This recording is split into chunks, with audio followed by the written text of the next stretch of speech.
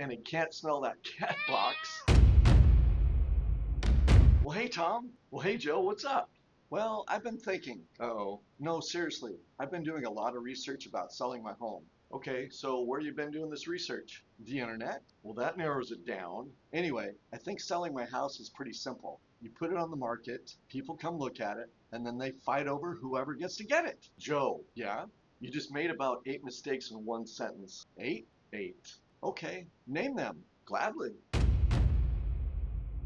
Mistake number one, pricing your home too high. My house is probably worth 600,000 and I think I'm going to list it for 675,000. Why? Negotiating room. Joe, buyers don't say, "Hey, this house is overpriced. Let's make an offer and negotiate." But we can always lower the price later. You can, but the first couple weeks is when you get most activity. If you waste that time, then buyers move on to other properties that are priced right. So what do you watch? Showings. I tell all my sellers I want to see at least 5 to 7 showings per week. And if we're not getting that kind of activity, then the market is clearly telling us something. That the buyers are wrong? No, Joe. The buyers are the market. Mistake number two, trusting an online estimate too much. Well, Zillow says that my house is worth 725,000. Here we go. What? Joe, Zillow has never been inside your house. They have pictures. Pictures don't tell the whole story. An online estimate can't hear that barking dog in the afternoon, and it can't smell that cat box, and it doesn't know that your fourth bedroom is actually a closet with a treadmill in it. It has a window. It has a window, so does my truck. That doesn't make it a bedroom. Hey, quick side note. If you've been thinking about getting a real estate license or you currently already are an agent or a broker and you want to make a lot of money in this business, I've been licensed since 1994 and I've done over 10,000 recorded coaching calls. Click the link below and we can set up a free consultation call. Back to the story. Mistake number three, not preparing the house for showings. I'm not changing how I live just because buyers are coming over. What does that mean? I'm leaving everything the way it is. Everything? Everything. Joe, buyers need to imagine themselves living in that house. They can use their imagination.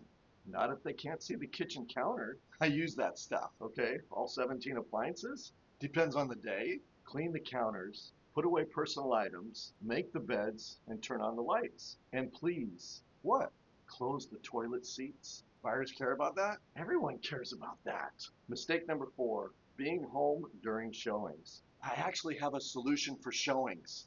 I'm afraid to ask. I'll stay home. No. No, hear me out. I know everything about the house. I can follow the buyers around and explain everything to them. Absolutely not. Well, what if they have questions? Well, their agent can ask me. What if they don't notice the new water heater? We'll tell them. What if they open the garage? They're allowed to look in the garage. Then I definitely need to be there. Joe, buyers need space to talk openly. They're not going to discuss an offer with you standing 3 feet behind them and saying, "Did you notice the new water heater?" Exactly. Mistake number five, hiding problems. Okay, hypothetical question. Well, that usually means this isn't hypothetical. Let's say there's a small leak under the kitchen sink. Fix it. Or there is no or. What if I just put a bucket under it?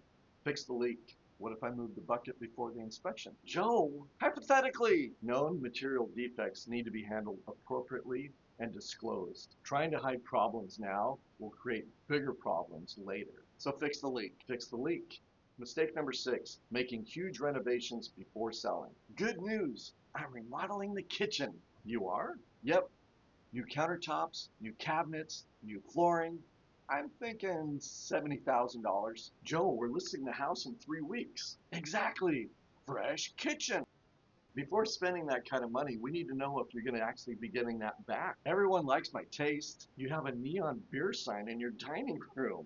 It's vintage. Small repairs like painting, cleaning, pressure washing the front driveway, cleaning the carpets, all of these things add up and actually give you a better return than any major renovation. So no $70,000 kitchen? Not without looking at the numbers first.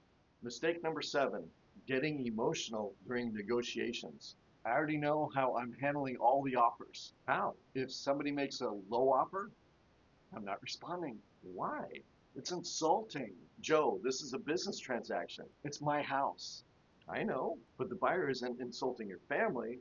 They're making an offer. What if they offer $50,000 under the asking price? We look at the entire offer: price, closing date, financing, contingencies, concessions. Then we make a decision. Can I at least be mad? Sure. For how long? 5 minutes. Then we respond. Mistake number 8: choosing an agent just because they promised the highest price. I interviewed another agent, okay? They said that my house is worth $100,000 more than what you said. Based on what? Well, they said that they're really good on marketing. Marketing can expose the home to buyers, but marketing doesn't force the buyers to overpay. But they said that they could get me my price. Did they show you the comparable sales? No. Did they explain the pricing strategy? No. Did they explain what happens if you don't get any showings? No. Joe, choosing an agent based upon only the highest suggested sales price can be a very costly mistake. The goal isn't to hear the biggest number at the kitchen table. The goal is to make the best decisions to get the home sold. So you're telling me I shouldn't pick an agent just because they tell me what I want to hear? Exactly. I don't like that answer, which is exactly my point. Okay, Tom, let me see if I've got this. Don't overprice the house. Don't trust a computer more than the actual market. Clean up before showings. Leave before showings. Don't hide problems. Don't spend $70,000 on a brand new kitchen right before we list it.